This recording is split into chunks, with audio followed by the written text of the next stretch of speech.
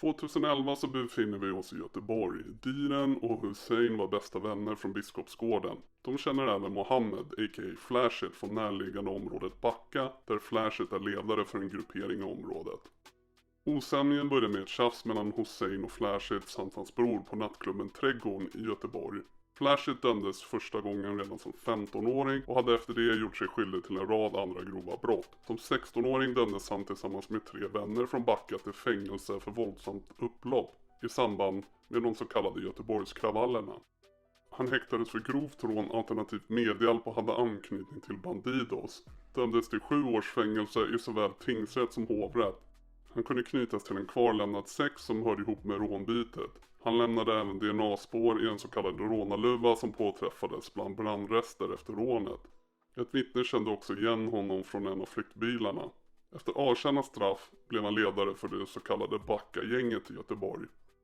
När Flashit sitter i fängelse runt 2009-2010 blir Diren ihop med en ex-flickvän till Flashit, vilket gör honom väldigt upprörd. Framförallt när han en kväll ringer sitt ex och Diren tar telefonen och säger ungefär "Hon är med mig nu". Flashit accepterar inte detta och saker eskalerar. Enligt uppgifter ska Diren vid ett tillfälle blivit misshandlad av Flashit eller av någon annan på hans begäran. Men det stannar inte där. 9 januari 2012. På måndagskvällen den 9 januari 2012 runt 22:30 får polisen larm om skottlossning utanför Q8-macken i korsningen mellan Sommarvädersgatan och Hjalmar Brantingsgatan i Biskopsgården. Det hittades ett stort antal tomhylsor på platsen och minst 9 skott avlossades. Hussein och Diren satt i en bil och stannade för att tanka när de senare blir beskjutna. Helt plötsligt dök 2 maskerade män, den ena med ett automatvapen och den andra med en pistol, upp och öppnade eld. De sköt mot både Diren och Hussein som flydde från platsen. Båda träffades, men fick lindriga skador. Diren blir träffad av ett skott i axeln och tas till sjukhuset. Han vägrar att svara på polisens frågor och de båda överlever mordförsöket. De vet att Flashit ligger bakom attacken. 12 januari 2012. Runt 21:30 utbröt skottlossning vid Friskväderstorget i Biskopsgården i Göteborg. Personer som avlägsnade sig från platsen på moped syntes. När polisen kom till platsen hittades tomhylsor vid gångtunneln mot Byvädersgången. Inga personer tycks ha skadats vid incidenten, men en lägenhet kopplad till Flashit och hans bror blir beskjuten. 5 juli 2012. Larm om skottlossning kom vid 00:51 natten till torsdagen och minst 5-6 skott ska ha avlossats. Det fanns flera vittnen till vad som hade hänt och 2 män har sedan setts springa från platsen. Vid ankomsten till platsen fann polisen en 23-årig man skjuten flera gånger, död på platsen. Diren sköts ihjäl utanför porten till lägenheten där hans föräldrar bor. Mördarna väntade av allt att döma på honom där. Enligt uppgifter ska Diren varit ute med vänner och de skiljs åt och han ska gå hem till sina föräldrar. Hans vänner hör skottlossningen och springer dit. De hittar sin vän död och ska ha tagit med sig ett vapen som offret bar på från platsen. Utpekad torped är Arson på uppdrag av Flashit. Hussein blir helt bortom sig av sorgen efter mordet på hans bästa vän. Han uppslukas av en enda sak, hämnd. 4 september 2013. Polisen larmades klockan 21:48 om en skottlossning på Väderelsgatan vid Norra Biskopsgården i Göteborg. Det står en grupp personer och röker på i närheten vid en gångbro. Då avlossas över 35 skott mot klungan från en AK-47. Skytten sitter som passagerare på en Gilera 180. 2 personer, en 28-årig man och en 17-åring, fördes till sjukhus men avled av sina skador. Hussein är misstänkt utpekad som skytten vid det här dådet med Berat som chaufför. Hussein ska under denna tid haft ett enormt hämndbegär och efter mordet på Diren skjutit hejvilt mot alla från norra. 28-åringen och 17-åringen anses inte vara måltavlorna för attacken. Enligt uppgifter skrattar han på vägen hem efter dubbelmordet. Samma kväll får han ett telefonsamtal från sin flickvän. Hennes bror har mördats. Han undrar, har de hunnit hämnas så fort? Först hemma hos sin flickvän och hennes sörjande familj inser han i en makaber twist att en av dem han precis har skjutit ihjäl är sin flickväns bror. 18 maj 2014. Vid midnatt till 18 maj 2014 kom larmet om en skottlossning in i en fritidslokal på Erikslundsskolans skolområde vid Vadköpingsgatan i stadsdelen Backa. Ett 10-tal personer befann sig i lokalen och spelade kort. När 2 personer kommer in och en av dem är beväpnad med en Mac-10. Han öppnar eld på nära håll mot en 29-åring och mellan 20 till 32 skott avlossades. 29-åringen träffades av ett stort antal skott, bland annat i buken. Han avlider på platsen. En 34-årig man träffades av flera ricochéer i bland annat käken och även båda benen, men överlever. Det är Flashit, då 29 år, som mördades. Det är hans 34-åriga storebror som skadades av studsande kulor, menade för hans bror. Flashit ska ha träffats av så många skott, bland annat i ansiktet, att de hade svårigheter att identifiera honom. Flashit hade tidigare kopplingar till Bandidos supportergrupp X-Team. Han var en av de männen som fälldes för det spektakulära Landvetterrånet 2006. Hussein är den misstänkte utpekade skytten för mordet med Berat som chaufför. 4 juni 2014. Polisen larmades vid 17:30-tiden på onsdagen om en skottlossning vid Länsmanstorget på Hisingen i Göteborg. 2 män körandes i sin bil blir beskjutna av en man iklädd mc-hjälm och svart jacka. Skytten avlossade 12 skott med en halvautomatisk pistol. Enligt männen i bilen ska personen som avlossade skotten hoppat fram ur en buske när de kom körandes på Flygvädersgatan på uppfarten till Friskväderstorget. Under skottlossningen träffades en av de 2 männen i bilen av ett skott som skadade honom i båda benen. Sammanlagt ska 3 av de 12 skotten ha träffat bilen. På en parkeringsplats i Länsmansgården tog de beskjutna männen sig ur bilen där de blev omhändertagna av polis och ambulanspersonal. I polisförhören framgår det att de båda männen misstänker att skotten var riktade mot Edis. Edis hade tidigare under dagen åkt med i deras bil när de blev stoppade i en poliskontroll. Medan de stod stilla i poliskontrollen ska Berat, som är en kusin till den 17-årige skytten som misstänks ha avlossat skotten, sett Edis åka med i de beskjutna männens bil. Ett troligt scenario menar de att någon har sett deras passagerare och sedan spridit informationen vidare till den misstänkte skytten, men vid attacken hade Edis redan lämnat bilen och de 2 andra männen. Den egentliga måltavlan Edis var huvudmisstänkt för ett mordförsök på Vårväderstorget 2 dagar tidigare. Edis kör fram en Glera 180 och trycker upp ett vapen i ansiktet på Berat och trycker av. Men vapnet klickar och Berat låser in sig medan Edis försöker få vapnet att fungera igen. Edis stod för övrigt i gruppen som blev beskjuten av Hussein i det som blev dubbelmordet och anses ha varit den egentliga måltavlan, då han beskrivs som kallsinnig och väldigt fruktad med många liv på sitt samvete. 19 juni 2014. På torsdagskvällen klockan 21:15 larmades polisen om en privat person efter att ha sett en skadad man i en bil på Skogaberg i Backa. Ambulans var snabbt på plats och förde mannen till Sahlgrenska. Där konstaterades att mannen hade skottskador. Han avled under kvällen. Offret var då 32-åriga Arson som var barndomsvän med Flashit som sköts ihjäl månaden innan. Arson bar skyddsväst vid mordet men hade blivit skjuten flera gånger i bakhuvudet. 30 januari 2015. Skottlossningen inträffade vid 8:30-tiden på fredagskvällen utanför Vår krog och bar. Enligt vittnesuppgifter träffades mannen av flera skott i benet, minst 2 skott i låret, medan offret själv sa att han hade blivit skjuten 4 gånger. Han fördes till Sahlgrenska sjukhuset med lindriga skador. Hussein är utpekad misstänkt, förhörd och det är allmänt känt att han har skjutit Musse eller Choco. Ingen grips dock för skjutningen. 18 mars 2015. Larmet om skottlossning kom in vid 22:23 på onsdagskvällen, då restaurangen Vår Krog och Bar var full med gäster som följde en Champions League-match. Två män beväpnade med dödskallemasker dök upp i dörröppningen och då gick de fram till en man i 25-årsåldern och avlossade en mängd skott i hans huvud och kropp. Det sköts hej vilt och 8 av gästerna träffades av automatelden innan männen lämnade restaurangen igen. Utanför krogen sköts också den 20-åriga Petar Petrovic ihjäl. Troligtvis av misstag då gärningsmännen tog honom som knuten till måltavlan inne på restaurangen eller ville göra sig av med vittnen. Minst 28 skott har avlossats på platsen. Den mördade mannen inne på restaurangen är Hussein, som är ledare över det kriminella nätverket runt Vårväderstorget och Södra Biskopsgården. Han är där med sin flickvän och flera vänner när gärningsmännen dyker upp.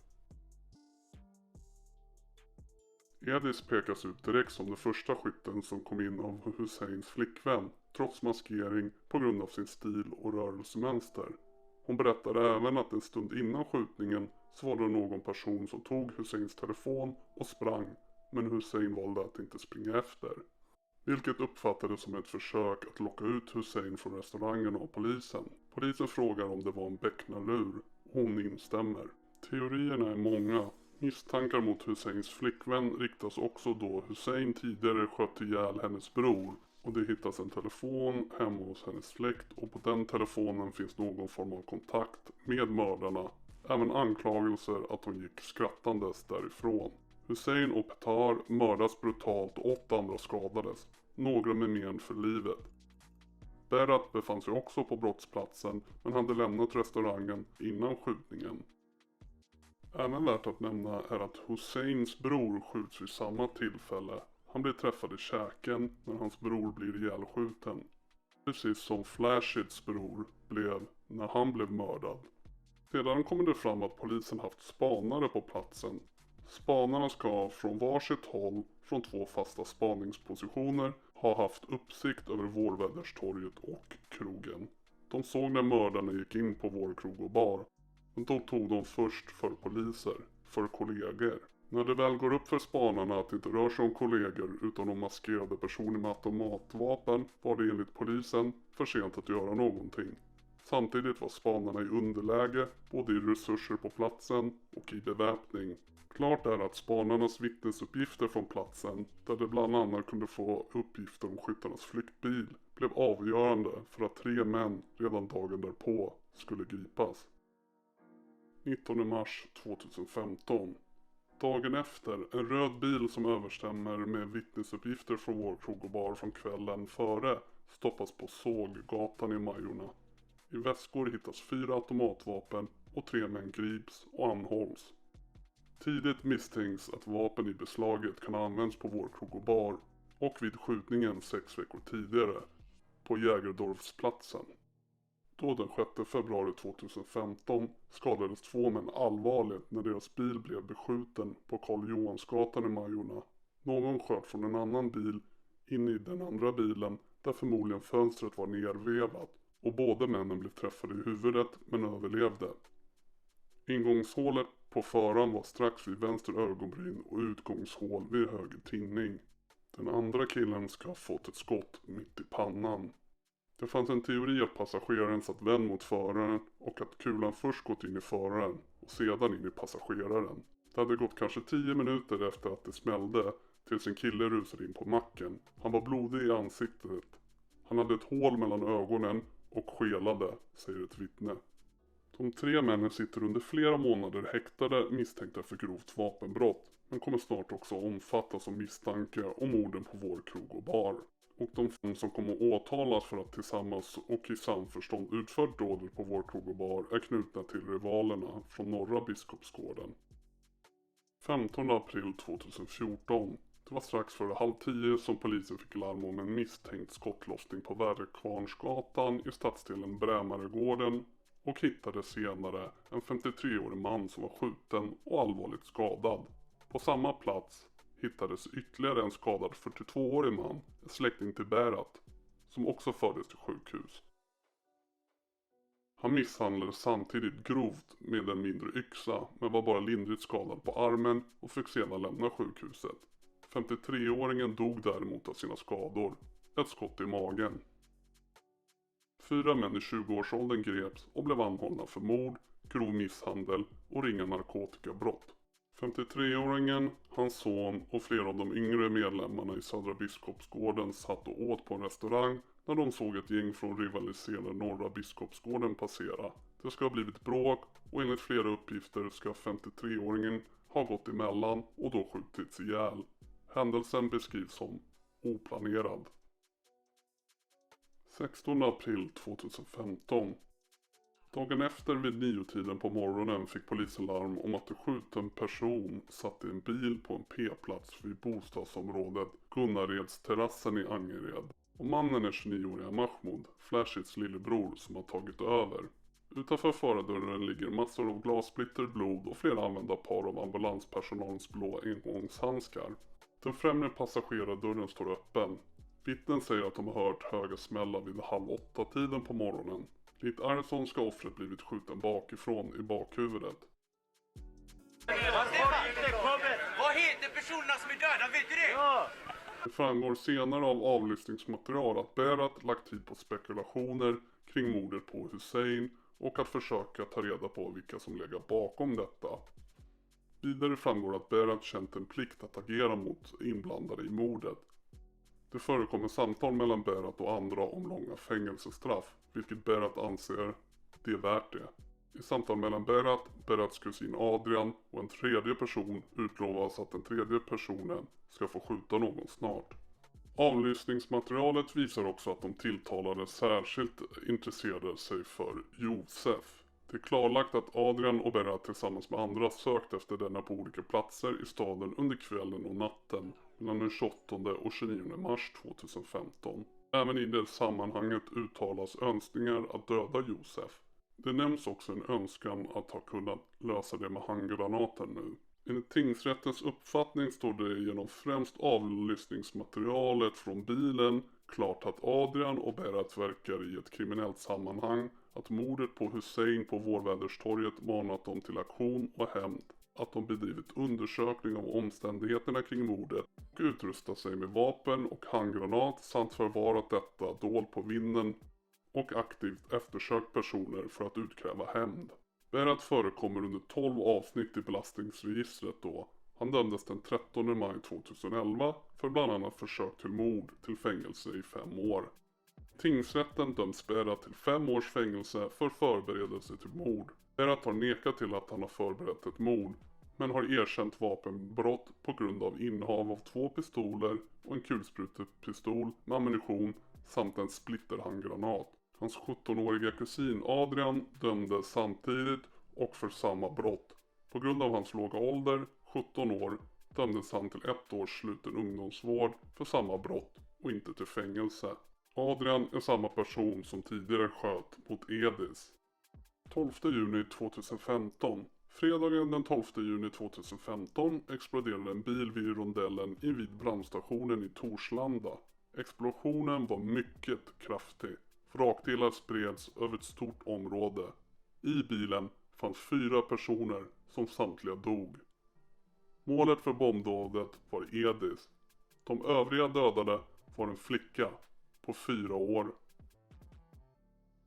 4-åringens pappa och en man med hemhörighet i det forna Jugoslavien dog även i bilbomben. Enligt åklagaren Stina Lundqvist tror utredarna att minst 6-7 personer ska ha varit inblandade i det mycket välplanerade bombdådet. Ingen fälls för morden. Edis blev utpekad av Husseins flickvän som en av skyttarna på Vår krog och bar. I oktober 2015 kastades en handgranat mot Josefs bostad på Dimvädersgatan utan att vålla några större skador. Sedan åtalas 8 män för morden på Vår krog och bar. Adam är då 28 år och äldst av de tilltalade. Han är dansk medborgare men har bott i Göteborg i långa perioder och kallas Happy Man. 2011 dömdes han till 2,5 års fängelse för grovt narkotikabrott och grov narkotikasmuggling. Straffet avtjänades delvis i Danmark. Knappt 2 år före skjutningen på Vår krog och bar sköts Adam själv med flera skott.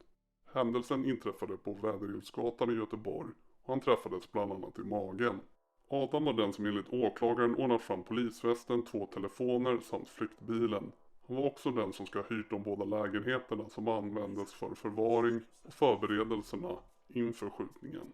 Han dömdes i tingsrätten och sedan i hovrätten till livstidsfängelse för medhjälp till mord och medhjälp till mordförsök för Vår krog och bar-dådet. Ahmed är då 25 år gammal och kallas Silence. Under flera år bodde han i England men kom tillbaka till Göteborg i februari 2015.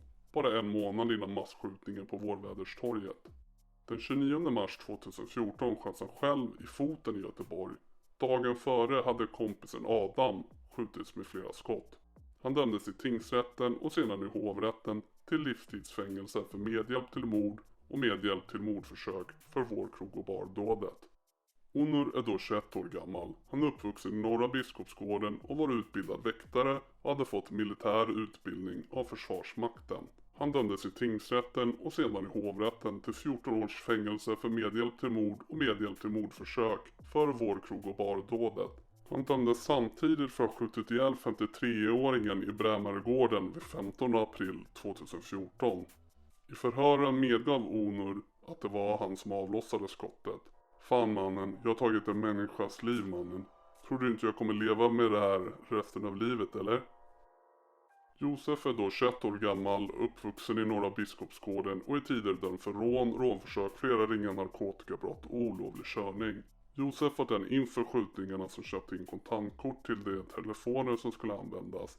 Efter har han själv blivit utsatt för mordförsök. Han dömdes i tingsrätten och sedan i hovrätten till 12 års fängelse för medhjälp till mord och medhjälp till mordförsök för Vår krog och bar-dådet. 21-åringen tros ha varit den som tillsammans med en annan person från Biskopsgården beställde de karaktäristiska maskerna som användes för skjutningen. Han hyrde också den vita Volvo som användes i samband med dådet. Dessutom köpte han in minst 2 av de skyddsvästar som användes. I tingsrätten blev han dömd och sedan i hovrätten till 14 års fängelse för medhjälp till mord och medhjälp till mordförsök för Vår krog och bar-dådet. Han dömdes dessutom för grovt vapenbrott. Ytterligare 2 personer fälldes i hovrätten för medhjälp till mord, medhjälp till mordförsöken samt för medhjälp till framkallande av fara för annan. En av dem tros ha hjälpt till med att anlägga bränder i en annan stadsdel för att distrahera polisen. Utredarna har inte kunnat fastslå vilka som var de faktiska utförarna och skyttarna på platsen. 21 augusti 2016. Söndagen den 21 augusti 2016. I nästan en vecka hade 8-åriga Josef varit på semester i Göteborg med sin familj. De bodde i England och hälsade på sina släktingar. Vid 3-tiden på natten hördes plötsligt en stor smäll. Alla vaknade. Det blev kaos, gråt och skrik. Ingen visste vad som hade hänt. Det var nedsläckt så vi såg ingenting. Jag trodde att Josef fortfarande sov, så jag försökte väcka honom. Jag sa till honom, Josef, vakna, snälla vakna, säger hans mamma. Hon börjar gråta när hon berättar. Men han vaknade aldrig. Mamman såg först inte sonens skador när hon stod med honom i famnen där i trapphuset. En av hennes systersöner tog upp en telefons ficklampa och lyste på honom. Hans huvud var helt sönder. Det var blod överallt, säger Josefs syster. Någon hade slängt in en handgranat genom lägenhetsfönstret till där Ahmed som blev dömd för dådet på Vår krog och bar var skriven. Det här räknas av vissa som den sista aktionen gällande denna specifika konflikt. Men samtidigt pågår andra parallella konflikter och andra interna splittningar sker inom Biskopsgårdens gäng och nätverk.